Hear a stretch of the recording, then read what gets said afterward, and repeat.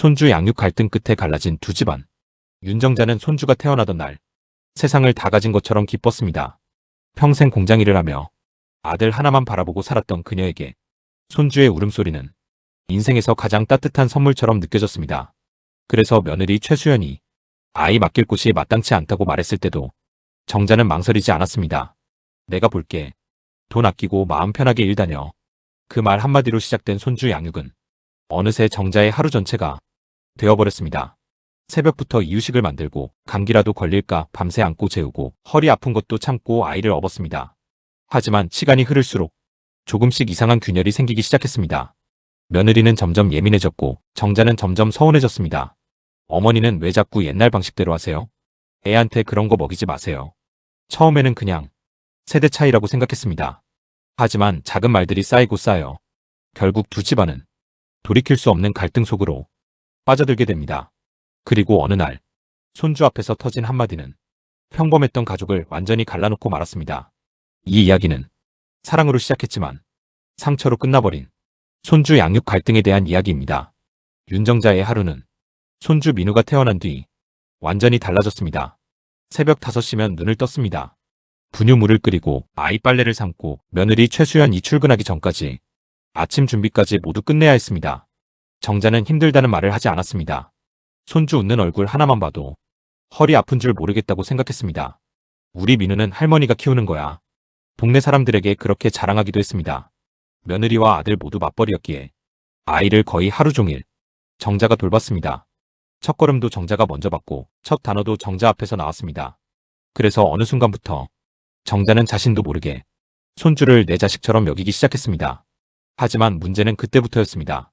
며느리 수연은 점점 예민해졌습니다. 어머니, 애한테 단 거 너무 많이 주지 마세요.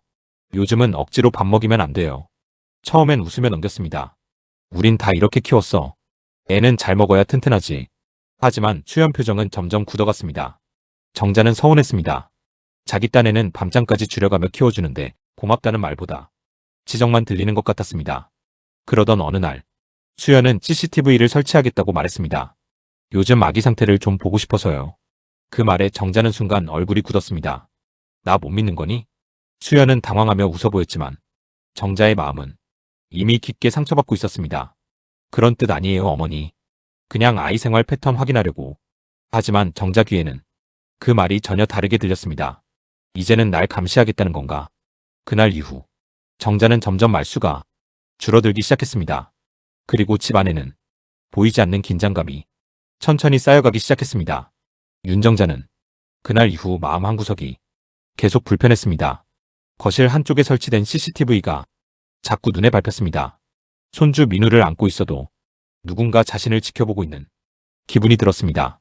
며느리 최수연은 그저 아이 상태를 확인하려는 목적이라고 설명했지만 정자는 점점 서운함이 커져갔습니다. 내가 애를 잘못 키우는 사람처럼 보이나. 혼잣말도 늘어났습니다. 문제는 그 뒤부터였습니다. 수연은 퇴근 후마다 아이 상태를 하나하나 확인하기 시작했습니다. 어머니, 오늘 민우 낮잠 너무 늦게 잤어요. 간식은 기록한 것보다 더 먹은 것 같은데요? 처음에는 조심스럽게 말하던 수연도 시간이 갈수록 말투가 예민해졌습니다. 정자는 점점 자존심이 상했습니다. 자신은 평생 자식 둘을 키워낸 사람인데 마치 육아를 모르는 사람 취급을 받는 기분이 들었습니다. 요즘 애들은 책으로만 애 키우는구나. 정자는 속으로 그렇게 생각했습니다. 반대로 수연 역시 답답했습니다. 아이를 사랑하는 건 알겠지만 옛날 방식대로 키우는 모습이 자꾸 불안했습니다. 꿀물, 억지밥 먹이기, 두꺼운 옷 입히기. 사소해 보이지만 수연에게는 민감한 문제들이었습니다. 하지만 가장 힘들었던 건 남편 박준호의 태도였습니다. 준호는 늘 가운데에서 눈치만 봤습니다. 엄마도 도와주려고 그러는 거잖아. 수연아, 그냥 조금만 이해해. 그 말은 누구 편도 아니었고 결국 두 사람 모두를 더 지치게 만들었습니다. 그러던 어느 저녁 민우가 갑자기 고열로 응급실에 가게 되었습니다. 수연은 불안과 피곤이 겹친 상태에서 결국 참았던 말을 터뜨리고 말았습니다. 어머니가 자꾸 옛날 방식대로 해서 그런 거 아니에요? 순간 공기가 얼어붙었습니다. 정자는 믿을 수 없다는 얼굴로 며느리를 바라봤습니다. 지금 나 때문이라는 거니? 수연도 순간 후회했지만 이미 늦어버린 뒤였습니다. 정자의 눈빛은 깊게 흔들리고 있었습니다. 그리고 그날 이후 두 사람 사이에는 이전으로 돌아가기 어려운 금이 생기기 시작했습니다. 윤정자는 며느리 최수연의 말을 들은 뒤부터 눈에 띄게 변했습니다. 손주 민우를 안고 있으면서도 예전처럼 웃지 않았고 말수도 크게 줄었습니다. 하지만 가장 힘들었던 건 마음속 깊은 배신감이었습니다. 내가 누구 때문에 이렇게 살았는데. 정자는 허리 통증까지 참아가며 손주를 키워왔습니다. 친구들과의 모임도 끊었고 병원 치료도 미루며 아이를 봤습니다.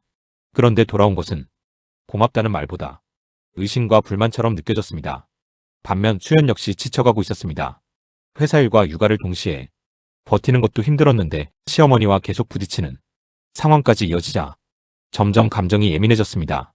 그리고 결정적인 사건은 민우 돌잔치를 준비하던 날 터졌습니다. 정자는 전통 방식대로 친척들을 크게 부르자고 했고 수연은 조용하게 가족끼리만 하고 싶다고 말했습니다. 처음엔 의견 차이 정도였습니다. 하지만 말이 오가면서 분위기가 급격히 험해졌습니다. 요즘 누가 그렇게 크게 해요? 애도 힘들고 저도 준비 너무 힘들어요. 그러자 정자 얼굴이 굳었습니다. 그럼 나는 지금까지 안 힘들어서 애 봐준 줄 아니? 순간 수연도 감정이 폭발했습니다. 어머니는 왜 항상 희생한 사람처럼 말씀하세요? 정적이 흘렀습니다. 그리고 그 다음 순간 정자는 결국 참았던 말을 터뜨리고 말았습니다. 그래, 내가 괜히 애 키워줬다. 차라리 어린이집 보내지 그랬니? 그 말에 수연 얼굴이 새하얗게 질렸습니다. 수연도 울먹이며 소리쳤습니다. 저도 부탁드린 적 없어요. 계속 생색내실 거면 이제 안 맡길게요. 그 순간 옆에서 놀고 있던 민우가 울음을 터뜨렸습니다. 하지만 이미 아무도 아이를 보지 못하고 있었습니다. 거실에는 분노와 상처만 가득 차오르고 있었습니다. 그날 밤 아들 박준호는 결국 짐을 싸서 따로 살겠다고 말했습니다. 정자는 멍한 얼굴로 아들을 바라봤습니다. 너도 결국 내 아내 편이구나. 준호는 아무 말도 하지 못했습니다. 그리고 현관문이 닫히는 순간 정자는 혼자 남겨진 거실에서 조용히 무너져 내리기 시작했습니다. 아들 박준호 가족이 집을 나간 뒤 윤정자의 집은 믿을 수 없을 만큼 조용해졌습니다. 불과 며칠 전까지만 해도 손주 민우의 웃음소리와 장난감 소리로 가득했던 집이 순식간에 텅 비어버린 것입니다. 거실 한쪽에 놓인 작은 장난감 자동차를 바라보다가 정자는 결국 눈물을 흘렸습니다. 민우야. 그 이름을 불러도 대답하는 아이는 없었습니다. 정자는 처음으로 깨닫기 시작했습니다. 자신의 하루가 얼마나 손주 중심으로 돌아가고 있었는지를. 아침에 일어나 이유식을 만들 필요도 없고 아이 낮잠 시간을 맞출 이유도 없고 밤늦게 기저귀를 갈아줄 일도 사라졌습니다. 몸은 편해졌지만 마음은 이상할 만큼 허전했습니다. 하지만 며느리 최수연 역시 행복하지 않았습니다. 아이를 어린이집에 맡기고 다시 일을 시작했지만 매일같이 죄책감과 피로에 시달렸습니다. 퇴근 후 지친 몸으로 아이를 데려오면 민우는 종종 이렇게 물었습니다. 할머니는? 왜 할머니 집 안 가? 그 말을 들을 때마다 수연 마음도 무겁게 내려앉았습니다. 한편 아들 준호는 가장 괴로운 시간을 보내고 있었습니다. 어머니는 눈에 띄게 말수가 줄었고 아내는 계속 예민해졌습니다. 어느 누구 편을 들어도 다른 한 사람이 상처받는 상황. 준호는 점점 집에 들어오는 시간조차 두려워졌습니다. 그러던 어느 날 준호는 어머니 집에 들렀다가 충격적인 장면을 보게 됩니다. 정자가 혼자 식탁에 앉아 민우 사진을 보며 밥도 못 먹고 울고 있었던 것입니다. 엄마. 정자는 급히 눈물을 닦으며 웃는 척했습니다. 왔냐? 난 괜찮다.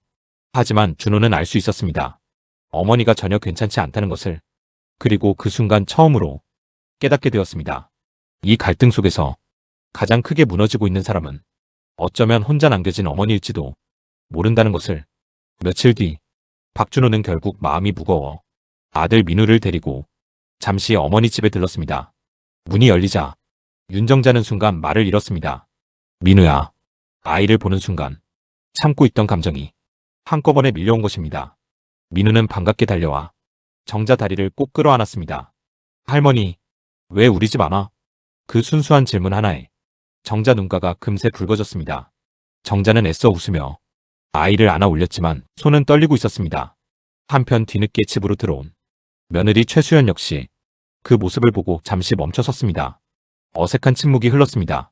예전 같으면 자연스럽게 오가던 공간이 이제는 서로 눈치만 보는 낯선 집처럼 느껴졌습니다. 그때였습니다. 민우가 갑자기 정자를 바라보며 말했습니다. 할머니 울었어? 순간 모두 표정이 굳었습니다. 아이 눈에는 이미 어른들의 상처가 보이고 있었던 것입니다. 민우는 아무것도 모른 채 작은 손으로 정자 눈물을 닦아주었습니다. 할머니 울지 마. 민우가 안아줄게. 그 한마디에 정자는 결국 참지 못하고 아이를 끌어안은 채 오열했습니다.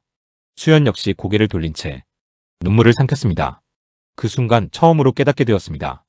자신들도 힘들었지만 그 갈등 속에서 가장 혼란스럽고 불안했던 건 아무것도 모르는 아이였다는 것을.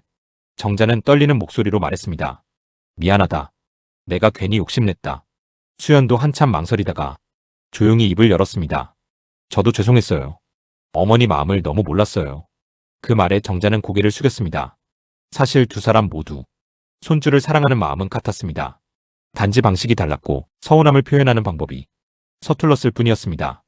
그리고 그날 갈라졌던 집안에는 아주 오랜만에 조용한 눈물이 함께 흐르고 있었습니다. 그날 이후 윤정자와 며느리 최수연 사이에는 조금씩 변화가 생기기 시작했습니다. 당장 모든 상처가 사라진 것은 아니었습니다. 어색함도 남아있었고 말을 꺼낼 때마다 서로 눈치를 보기도 했습니다. 하지만 예전처럼 날카로운 말은 줄어들었습니다. 그리고 무엇보다 두 사람 모두 마음속 깊은 곳에 같은 외로움이 있었다는 것을 조금씩 이해하게 되었습니다. 어느 날 저녁, 수연은 조심스럽게 정자에게 물었습니다. 어머니 그동안 많이 힘드셨어요? 정자는 한참 말이 없었습니다. 그러다 조용히 웃으며 말했습니다. 손주 키우는 건 힘든 게 아니었어. 애가 안 오는 집이 더 힘들더라. 그 말을 듣는 순간 수연 눈가가 붉어졌습니다. 사실 수연 역시 버거웠습니다. 회사와 육아를 동시에 감당하면서 늘 부족한 엄마 같다는 죄책감에 시달렸고 시어머니와 부딪힐수록 마음이 더 예민해졌습니다. 하지만 정자 역시 손주를 키우며 다시 살아가는 이유를 느끼고 있었다는 것을 이제야 이해하게 된 것입니다. 한편 박준호도 처음으로 어머니를 제대로 바라보게 되었습니다. 아내와 아이만 챙기느라 어머니의 외로움은 너무 오래 놓치고 살았다는 사실을 깨달았습니다. 그날 밤 세 사람은 오랜만에 한 식탁에 둘러앉았습니다. 예전처럼 웃음이 많지는 않았지만 적어도 서로를 미워하는 침묵은 아니었습니다. 민우는 그런 분위기도 모른 채 할머니 옆에 꼭 붙어 밥을 먹었습니다. 할머니 반찬 맛있어. 그 말에 정자는 조용히 웃었습니다. 그리고 순간 깨달았습니다. 가족이란 완벽해서 함께하는 것이 아니라 상처를 주고도 다시 이해하려 노력하는 사람들이라는 것을. 그날 이후 정자는 손주를 예전처럼 매일 보지는 않았습니다.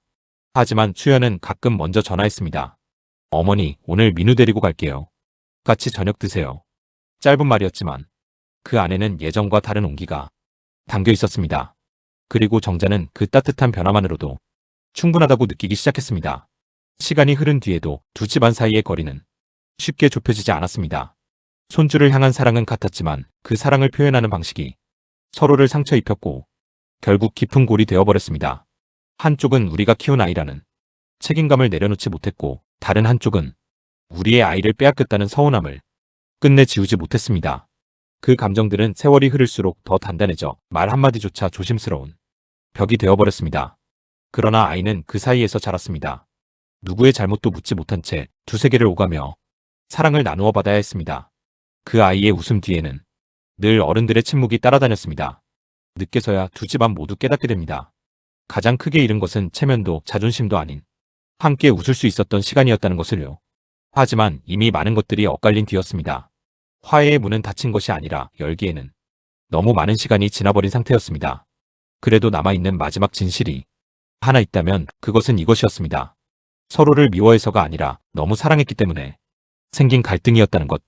그리고 그 사실은 오히려 더 깊은 후회를 남겼습니다.